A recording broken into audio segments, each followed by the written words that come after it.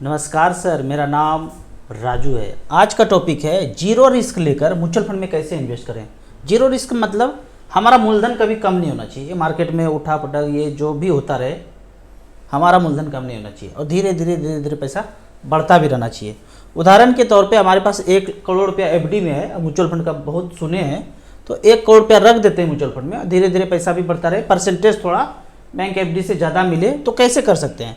तो मान लेते हैं कि आपने पैसा SBI short term debt fund में रखा और एवरेज 6% सालाना रिटर्न है, तो साल का 6 लाख रुपया हो गया। 1 करोड़ रखते हैं तो डिवाइडेड बाई 12, 50,000 रुपये पर मंथ आ गया। इस 50,000 रुपये पर मंथ को दूसरे स्कीम में ट्रांसफ़र करते रहेंगे और 1 करोड़ रुपया हमारा यहाँ पे सुरक्षित है। जब ये ट्रांसफ़र करते करते पैसा जो दूसरे स्कीम में एसबीआई स्मॉल कैप में डाल रहे हैं, वो भी एक समय में 1 करोड़ हो जाएगा।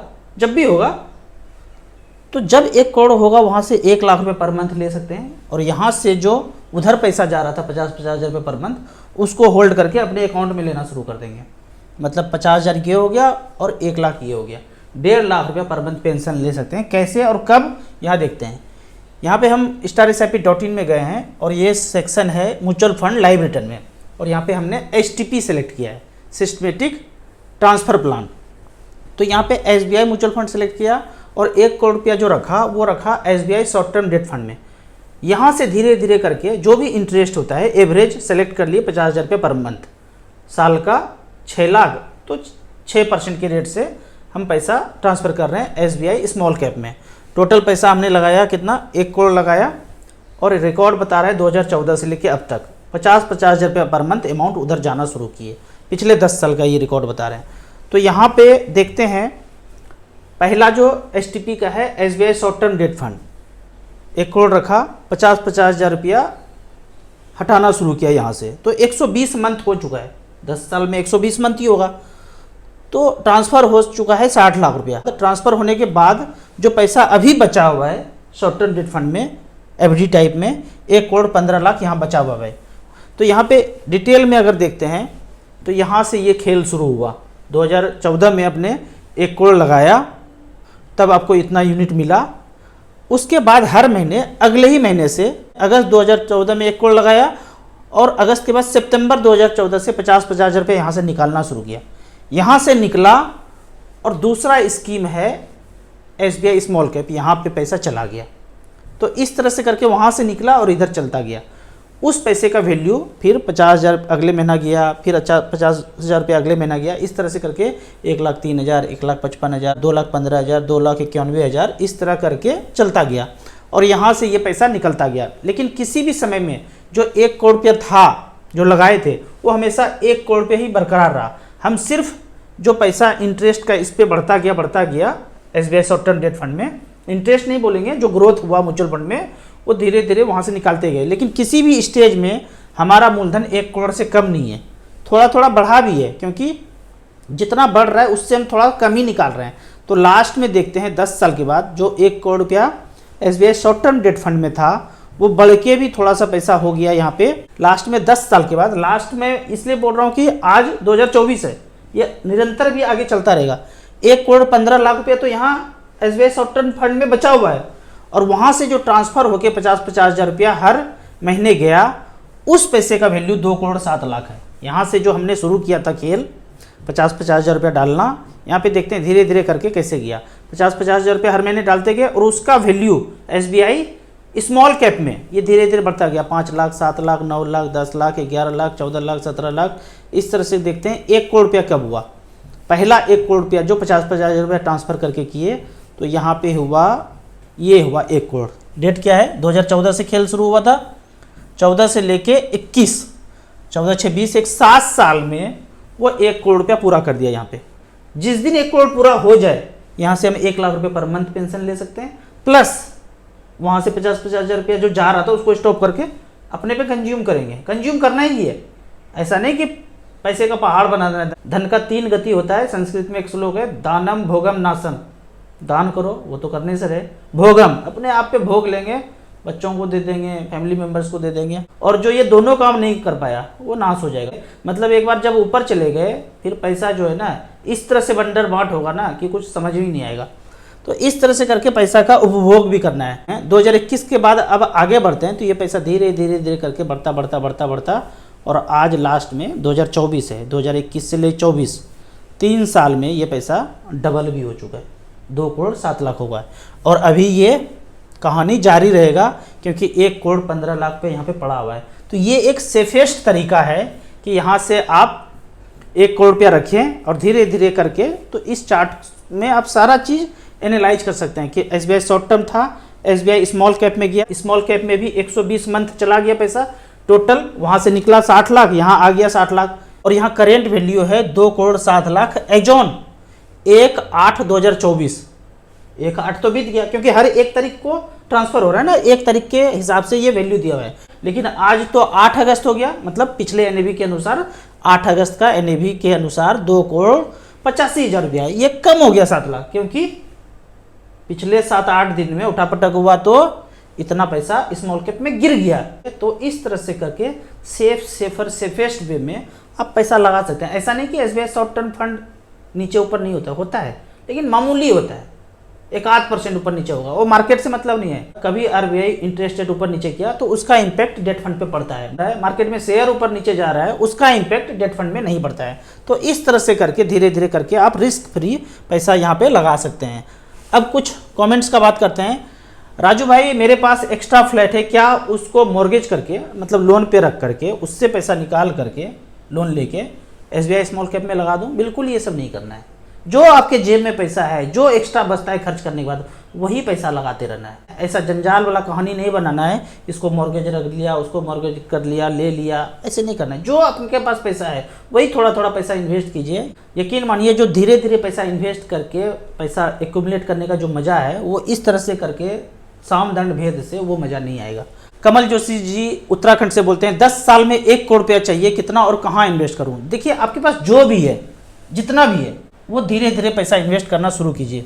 उदाहरण के तौर पे यहाँ पे हमने स्मॉल कैप सेलेक्ट किया है। पिछले 10 साल में अगर 25,000 रुपये पर मंथ आपका जेब अलाउ करता है और वो करते रहे, तो पहला फंड क्वांट स्मॉल कैप कहता है कि 30 लाख आपने जमा कर दिया 25,000 रुपये पर मंथ की देर से, और 1 करोड़ 33 लाख रुपये यहाँ बन गया 28% सालाना रिटर्न से। दूसरा फंड है निप्पॉन इंडिया स्मॉल कैप, 25,000 रुपये लगाए तो जमा तो उतना ही हुआ 30 लाख, और इसने बढ़ाया है 1 करोड़ 21 लाख। HSBC SBI में 30 लाख जमा हुआ, SBI ने बनाया 99 लाख, लगभग 1 करोड़ का टारगेट है। तो पिछला रिकॉर्ड ये बताता है कि 25,000 रुपये पर मंथ किए, तो आप 30 कर सकते हैं, 20 कर सकते हैं, 25 कर सकते हैं। 10 साल में नहीं हुआ तो 12 साल में हो सकता है, 13 साल में हो सकता है। इस तरह से करके धीरे धीरे करके शुरुआत कीजिए। कितना से शुरुआत करूँ? जितना है उतना से शुरुआत कीजिए। डर लगता है, 100 रुपये से इन्वेस्ट कीजिए। और नहीं, इतना तो डर नहीं लगता है, इससे थोड़ा सा कम डर लगता है, तो 5,000 से शुरू कीजिए। अच्छा, 5,000 से शुरू कर सकते हैं, कुछ भी कर सकते हैं, 100 रुपये से लेके कहीं भी जा सकते हैं। अगले क्वेश्चन की तरफ चलते हैं। 50 लाख का लमसम करूं या SWP करूं, क्या कर सकता हूं? यदि आपका एज कम है तो लमसम कीजिए, SWP का जरूरत नहीं है तो SWP मत कीजिए। लमसम किस में करूं? जो स्मॉल कैप आपके पास 10 साल 15 साल टाइम है, जो स्मॉल कैप अलाउ करता है लमसम करने के लिए, क्वांट स्मॉल कैप कर रहे हैं अगर तो उसमें कीजिए, HSBC कर रहे हैं तो उसमें कीजिए। SBI small cap one time purchase नहीं बोलता है, नहीं करना है, नहीं कर सकते हैं। कोटक स्मॉल कैप में कर सकते हैं, एक्सिस स्मॉल कैप में कर सकते हैं, HDFC स्मॉल कैप में कर सकते हैं, फ्रैंकलिन इंडिया स्मॉल कैप में कर सकते हैं, SBI 250 इंडेक्स फंड में कर सकते हैं। जो अलाउ करता है। दूसरा अलाउ है कि आप कितना दिन रुक सकते हैं, एज कम है रुक सकते हैं। आपको डर लगता है ना, तो पहले 5 लाख रुपए इन्वेस्ट करना है, 1-1 लाख रुपए करके 5 फंड में कर देंगे। 5 साल 6 साल बीतने दीजिए, जब सारा डर मिट जाएगा और आप थोड़ा थोड़ा और वीडियो देख के एजुकेट हो जाएंगे, फिर कॉन्फिडेंस आएगा, फिर आप ज़्यादा पैसा इन्वेस्ट कीजिए। अगला क्वेश्चन है 50 लाख लमसम इन्वेस्ट करना चाहता हूँ, क्या अभी इन्वेस्ट करना सही होगा? यदि आप ये बोल रहे हैं कि अभी मार्केट लाइफ टाइम हाई है, यदि आप पहले से इन्वेस्ट नहीं कर रहे हैं, जैसे मैं पहले से इन्वेस्ट कर रहा हूँ, मुझे पैसा आएगा तो मैं इन्वेस्ट कर दूंगा, लेकिन आप पहले से इन्वेस्ट नहीं कर रहे हैं, अभी इन्वेस्ट कर रहे हैं, तो यही तरीका है, SBI short term debt fund में रखिए और वहाँ से जो इंटरेस्ट है धीरे धीरे करके जाने लगिए। जब आपको कॉन्फिडेंट हो जाएंगे कि नहीं SBI स्मॉल कैप हमेशा बेटर कर रहा है, थोड़ा बहुत ऊपर नीचे होएगा, कभी 15-20% गिरेगा, तो उतना झेलने के लिए अगर तैयार हैं तो सारा 50 का 50 लाख स्मॉल कैप में धीरे धीरे करके स्विच कर जाइएगा।